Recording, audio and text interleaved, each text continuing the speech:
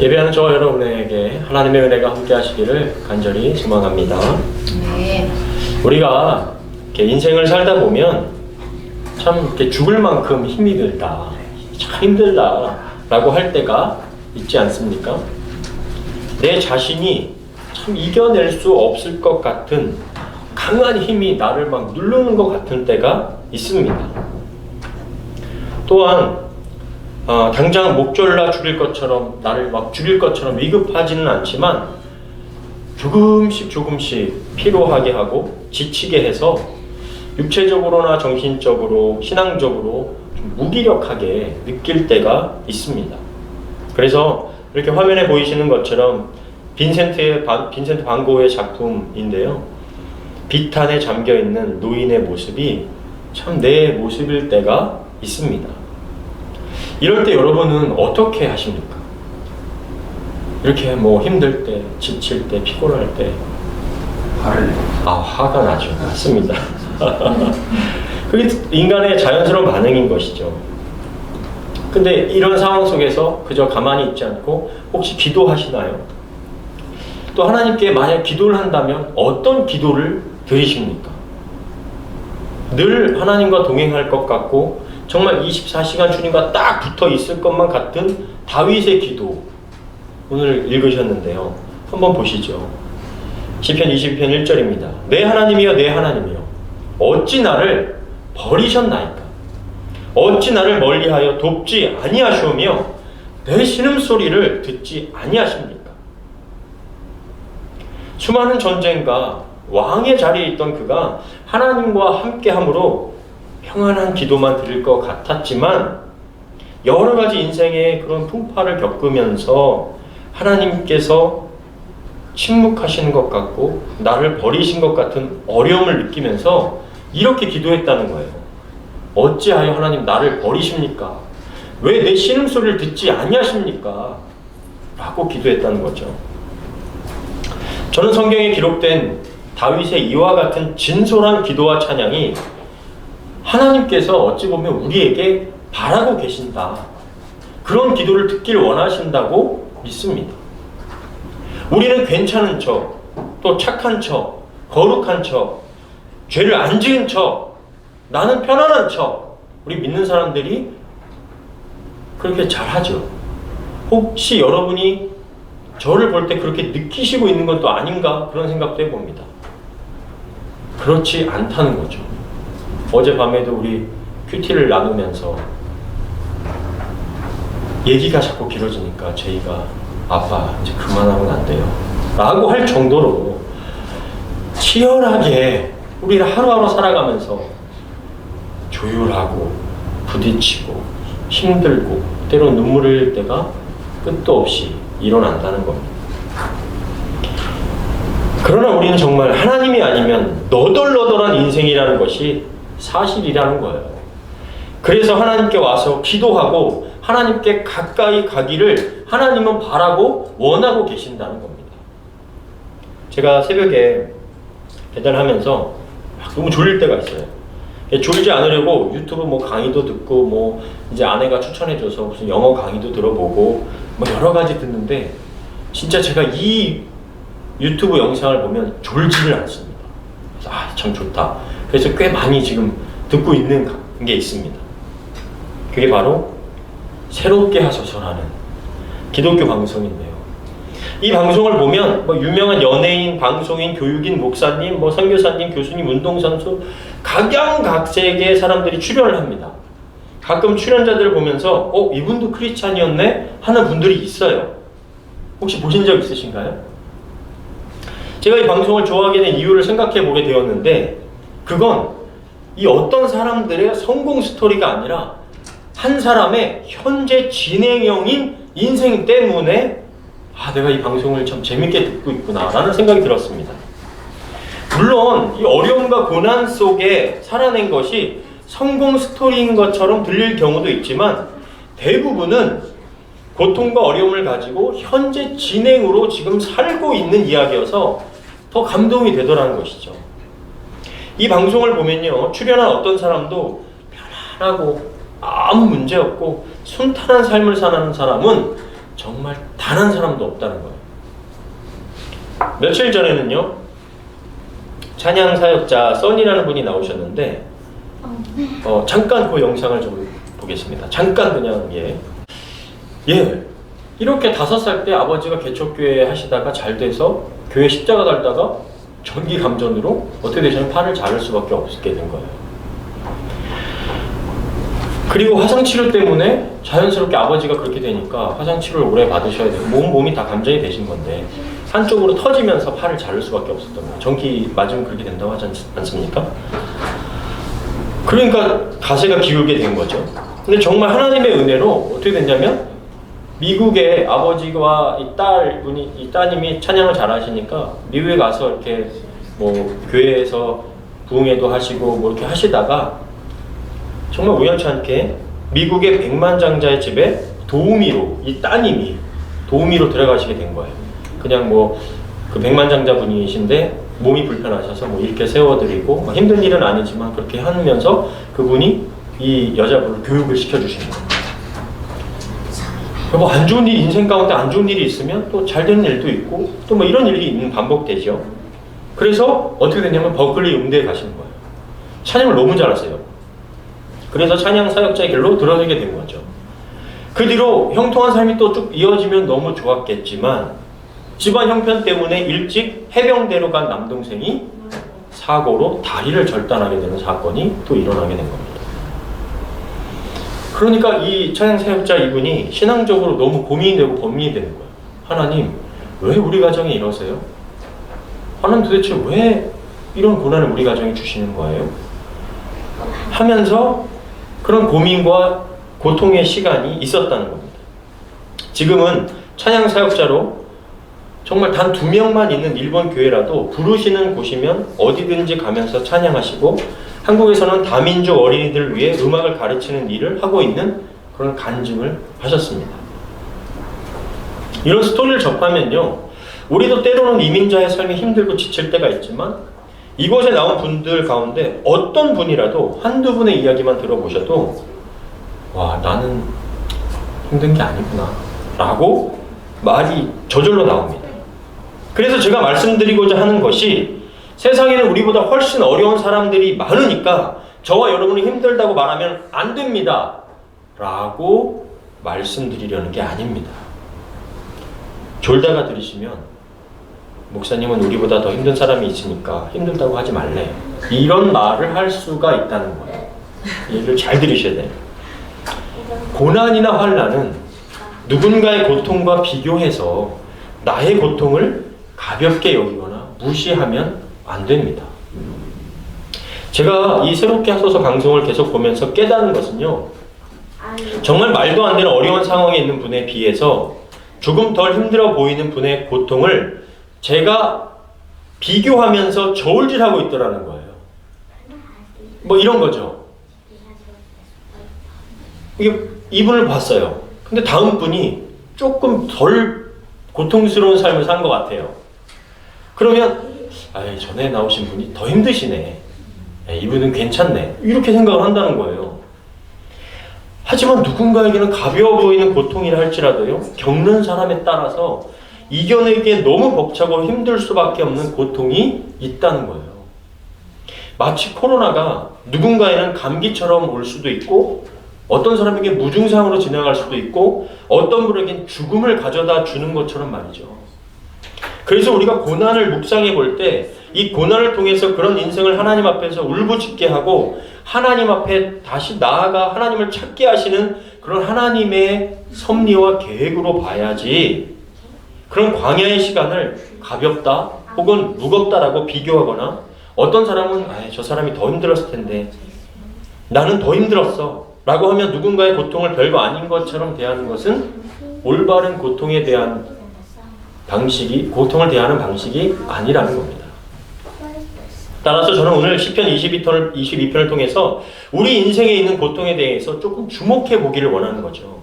고통을 통해서 하나님이 우리에게 원하시는 건 뭘까?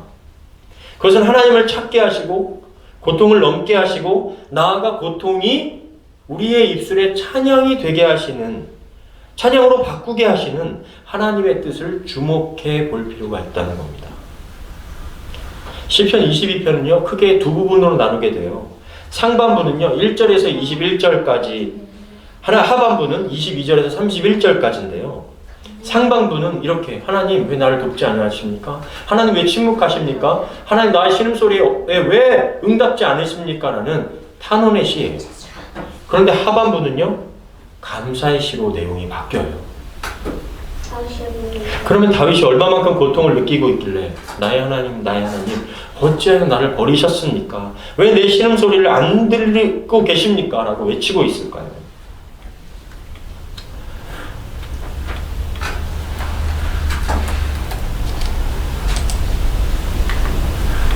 네. 6절부터 8절이에요. 한번 같이 읽어볼까요? 시작. 나는 벌레요 사람이 아니라 사람의 비방거리요 백성의 조롱거리이다. 나를 보는 자는 다 나를 비웃으며 입술을 삐죽거리고 머리를 흔들며 말하되 그가 여호와께 의탁하니 구원하실 걸 그를 기뻐하시니 건지실 걸 하나이다.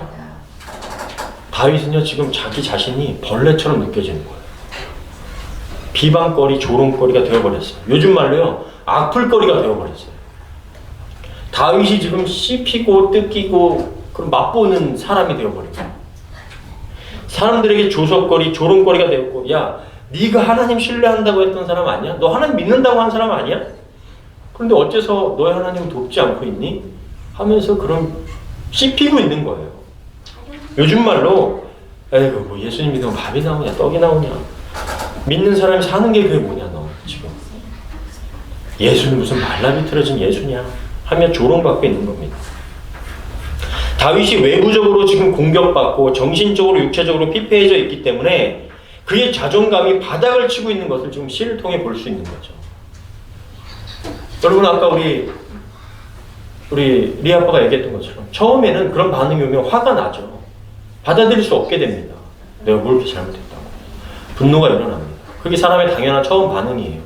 그러다 점점 자기 자신을 비방하게 되고 자기 자신의 자존감이 낮아지는 걸 경험하게 되죠. 여러분도 이와 같은 때가 있지 않습니까? 아무리 강심장을 가진 사람이라고 해도 사람들의 손가락질과 수군거림은 사람을 꼬꾸라지게 만들죠. 새롭게 하소서에 진행하시는 분이 주영훈 씨예요. 주영훈 씨가 얼마나 대단한 작곡가인지 우리 시대에는 좀 잘 아실 거예요. 그가 작곡했던 곡들, 가수들이 많더라고요. 터보, 엄정화, 코요테, 소방차, 포지션, 강수지, 유승준 더 많습니다. 90년대에서부터 2000년대 초반까지 유명 가수들의 곡들은 주영훈 씨가 손 안 댄 게 없더라고요. 주영훈 씨도 목사님의 아들로서요. 미국에서 혼자 한국으로 넘어와서 대중가요 작곡가로 잘 나가다가 군대 면제 이슈가 생기면서 군면제 얘기만 나오면 언론에서 계속 문제가 있는 것처럼 다루었던 거예요. 그래서 한 번이 아니라 4번이나 신검을 받게 돼요. 다시 받게 되고 또 받게 되고. 무슨 문제가 있냐면 심장에 문제가 있어요. 그래서 다른 사람처럼 이 분이 얘기하기를 다른 사람은 횡단보도 깜빡거릴 때 달려가잖아요. 주영훈 씨는 달려가면 그게 갑자기 기절을 하게 되는 거예요. 심장에 문제가 있어서. 그래서 결과가 어떻게 되었냐면 뉴스에 보도되는 의심되는 안 좋은 이미지만 남게 된 거예요. 주영훈 씨가. 그래서 그 이후로 사람들이 자신만 쳐다보면 욕하는 것 같고 그러다 보니까 대인기피증에 공황장애까지 겪게 되었습니다. 사람은 관계적인 존재이기 때문에 관계에 문제가 발생하면 내면에 문제가 오니까 자아 존중감 또 신앙적 자존감이 다 무너져 내리게 됐던 거예요. 그래서 예수님 믿는다고 하는 연예인들도 자살하는 경우가 생기잖아요. 자존감이 다 무너져 내리기 때문이죠. 지금 다윗도 마찬가지였던 겁니다. 나는 벌레다. 욕바지가 되었다는 것은 벌레처럼 내 자존감이 내려갔다는 겁니다. 그래서 그 표현이 14절부터 15절에 있습니다. 이제 나는 물같이 쏟아졌고 완전히 자존감이 떨어진 거죠. 이 정말 요즘 어떤 현대적인 의학에서 설명하는 막 공황장애, 우울증 뭐 지금 다 온 거예요. 나의 모든 뼈는 어그러졌으며 내 마음은 양초같이 되어 내 속에서 녹아버렸습니다.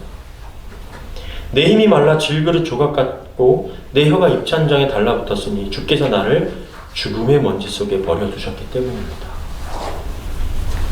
이게 좀 약간 과거의 시적인 표현 같아서 그렇지 지금 표현으로 얼마나 좀 힘든 상황입니까?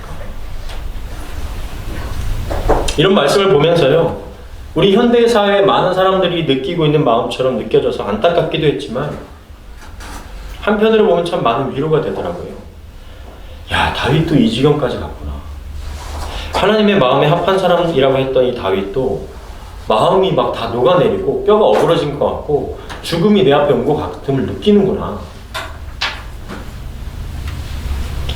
새롭게 하소서에 오늘 좀 몇몇 얘기를 나누려고 해요. 찬양사역자 이윤아 씨 얘기를 좀 잠깐 하려고 하는데요. 영상을 좀 잠깐 보겠습니다. 잠깐 이 분의 이야기를 전하자면 초등학교 4학년 때 아버지와 어머니가 아버지 학대를 견디다 못해서 어머니가 집을 나가세요. 그 뒤로 아버지는 재혼하시고 이 이윤아 씨와 남동생은 할아버지와 할머니 곁에서 자라는데 어려운 환경 속에서 잘 자라서 찬양사역자가 되어서 일본을 중심으로 사역을 하는 찬양사역자가 됩니다. 뭐 어린 시절에 얼마나 어려웠겠어요, 많이. 근데 이제 일본에서 찬양 콘서트를 하는데 낯익은 중년 여성이 앉아 있었던 거예요. 그래서 어느 콘서트장에서 뵀던 분인가 하고 이렇게 자꾸 보는데 점점 선명해지면서 어머니인 걸 알게 되죠. 그래서 20년 만에 만나게 됩니다. 그래서 그 어머니가 어떻게 그 자리에 오게 되었는가를 봤더니 일본에서 10년 정도 찬양 사역을 하다 보니까 이제 포스터를 많이 붙이고 다녔던 거예요. 그런데 어머니가 일본에서 식당을 하고 계셨는데 이 동생분이 저희는 잘 모르겠는데 디셈버라는 그룹의 윤혁이라는 분이라고, 가수 윤혁이라고 하더라고요. 근데 일본에서는 유명했대요. 그때 무슨 아이리스 그 드라마가 유행했고 그 노래를 디셈버가 불렀다고 그래요. 그래서 그 동생이라는 걸 어머니가 알게 되었고, 그리고 이 형이 여기서 이제 찬양 사역을 하는 것을 알게 돼서 콘서트장에 찾아오셨다고 하더라고요. 그래서 일본에서 식당을 하고 계셨는데, 그렇게 이제 방금 것처럼 일본 생활을 접고 한국으로 식당을 내고, 이윤아 씨와 동생과 함께 한국에서 식당을 하는데, 한국에 오신 지 2년 만에 췌장암 말기 판정을 받고 돌아가신 거예요. 그리고 지금 어머니 장례를 다 마치고 돌아오는 차 안에서 밖에는 막 봄에 어떤 그런 벚꽃, 아름다운 햇살이 있는데 어머니는 이제 천국에 가시고 그러면서 지은 찬양이 바로 이 찬양이었다는 거죠. 여러분, 우리가 이와 같은 인생을 우리가 겪어보지 않아서 잘 모르지만 자꾸 반복되는 어려움이 찾아온다면 매일의 삶 속에서 우리가 행복이라는 단어를 참 쉽게 꺼내기가 어려울 것이죠. 앞서 말씀드렸던 그 써니라는 분은 어려움이 삶에서 자꾸 떠나지 않을 때 자신이 매일 지옥을 사는 것 같다는 고백을 했습니다. 그래서 저는 고난 속에 있을 때 다윗처럼 이렇게 너무 어렵지만 힘들지만 하나님의 이름만 부르는 것도 나아가서 기도할 수 있는 것만으로도 믿음이다 라고 생각을 하게 됩니다. 고난에 파묻혀 있을 때 하나님 저 너무 힘들어요 라고 신음소리를 내는 것, 그거 자체가 믿음이라는 거죠. 그래서 이렇게 다윗처럼 기도하는 겁니다. 시편 22편 19절인데요. 우리 같이 한번 좀 읽어보겠습니다. 시작. 여호와여, 나를 멀리하지 마소서. 나의 힘이 되시는 하나님이시여, 속히 와서 나를 도우소서. 하나님을 이렇게 찾을 수 있는 것 자체가 믿음이에요. 하나님이 없는 것 같다고, 왜 침묵하고 계시냐고, 우리 가족을 왜 이렇게 힘들게 하세요? 라고 기도할 수 있는 것, 그거 자체가 믿음입니다. 오늘 새롭게 하소서에 나오시는 분들을 다 소개할 수 없지만 제가 이 프로그램을 보면서 또 하나 깨닫는 것이 있었어요. 그분들이 대단한 것은 그 역경을 다 이겨내서도 대단하지만 아직 끝나지 않은 고난 속에서도 하나님을 계속 의지하고 있다는 거예요. 물론 중간중간마다 하나님 왜 이러세요? 하나님 저 하나님 없는 것 같아요 라고 잠시 떠났던 사람들도 있어요. 1년이든 2년이든 하나님은 없구나. 와, 이렇게 나를 고통스럽게 하는 분이 있다면, 고통스럽게 하는 거라면 하나님은 없는 거야 라고 하나님을 잠시 떠났던 사람들도 있습니다. 그런데 다시 돌아와 더 굳건하게 하나님을 의지하고 있다는 거죠. 그리고 그 고난과 함께 이 땅에서 하나님을 높이고 찬양하더라는 거예요.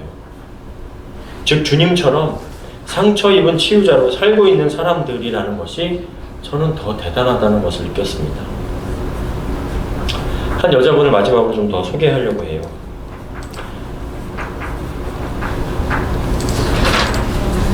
이분 성함이 김연빛나? 김연빛나라. 예, 김연빛나라 하시는 분인데요. 잠깐 더 한번 보겠습니다. 네, 이분 팔 보시면 뭐 한쪽 손이 왼쪽 손이 계속 풍선처럼 부는 거죠. 초등학교 때부터 그래서 수술을 9차례인가 정도를 계속 받으셨던, 그나마 좀 낮은 거예요. 그런데 이게 끝이 아니더라고요. 이분이 몇 년 전에 갑상선암, 또 2년 전에 유방암, 끝나지 않은 질병과 싸우고 있는 거예요. 의사의 권유로 유전자 검사를 받았더니 DNA에 돌연변이가 있어서 P10이라는 그 표현하더라고요. 의료계. 췌장암, 위암, 나머지 유방암까지도 일반 사람 비해서 50%나 더 걸릴 확률이 높은 유전자를 갖고 있는 거예요. 그냥 매일의 삶이 그냥 죽음과 싸우고 있는 겁니다. 이 정도 고난이면 진짜 하나님 계신가? 어떻게 나한테 이럴 수 있나? 라고 해도 정말 과언이 아니죠. 정말 그것이 어떻게 보면 인간으로서 솔직한 감정일 수 있습니다. 그런데 다시 하나님 앞으로 그냥 하나님만 의지하면서 하나님 계획 앞에 엎드리고, 이 여자분 그런 얘기를 합니다. 조금이라도 내가 하나님께 쓰임받을 수 있으면 좋겠다. 다시 의지하고 그 자리에서 이렇게 간증을 한다는 거죠. 그래서 다윗도 자신의 고통 앞에서 하나님을 의지하고 있는 겁니다. 시편 22편 23절 24절인데요. 여호와를 두려워하는 자들아 너희는 그를 찬양하여라. 야곱의 모든 후손들아 그에게 영광을 돌려라. 너희 이스라엘 백성들아 그를 경배하여라. 그는 어려움을 당한 자들의 고통을 외면하거나 그들을 멸시하지 않으시고 그들이 부르짖을 때 귀를 기울이셨다. 이런 확신과 믿음이 있기 때문에 하나님 어디 계세요? 라고 하지만 결국 하나님을 찬양하며 하나님 앞에 기도한다는 거예요. 우리의 신음에도 응답하시는 하나님을 다윗은 알고 있고 믿고 있기 때문에 지금은 하나님께서 침묵하시는 것 같고 지금 당장 내 고난 앞에 반응이 없으신 것 같아도 하나님을 붙드는 결단의 고백을 올려드리는 거죠. 사랑하는 여러분, 저는 솔직하게요, 어려움에 있을 때 하나님 찬양하십시오 라는 말씀을 쉽게는 못 드리겠어요. 어렵고 힘들 때 저도 그게 잘 안 되더라고요. 진정 어려움 속에, 고난 속에, 힘든 그 속에 찬양보다는 신음이, 분노가, 원망이 먼저 터져 나오더라고요. 새롭게 하소서에 나오셔서 고난이 올 때 처음에 하나님께 기도하는 내용은 모두 다 동일해요. 하나님 왜 이러세요? 하나님 왜 저예요? 하나님 왜 저희 가정 왜 이렇게 돼요? 라는 이야기들이에요. 하지만 슬픔을 기쁨으로, 분노를 웃음으로, 절망을 소망으로 누군가 바꿔줄 수만 있다면, 어떤 사람이 혹은 물질이 내 존재에 찾아오는 고난을 진정으로 바꿔준다면 그것을 의지할 수밖에 없겠죠. 그것을 찬양하고 그것을 높일 수밖에 없겠죠. 그러나 우리 존재 심연의 절망을 소망으로 바꾸어 주실 유일한 분은 하나님밖에 없으시기 때문에 하나님께서 우리의 신음소리도 돌려드리고 찬양을 받으시고 우리의 슬픔을 찬양으로 바꾸어 주실 분이시기에 하나님만을 의지할 수 있기를 바랍니다. 결국 그때에 우리의 눈물이 찬양으로 변화되는 놀라운 은혜를 경험하게 될 줄 믿습니다. 하나님께 우리의 작은 신임이라도 올려드릴 수 있는, 또 끝까지 하나님을 의지할 수 있는 저와 여러분들 다 되시기를 주님의 이름으로 간절히 축원합니다. 아멘.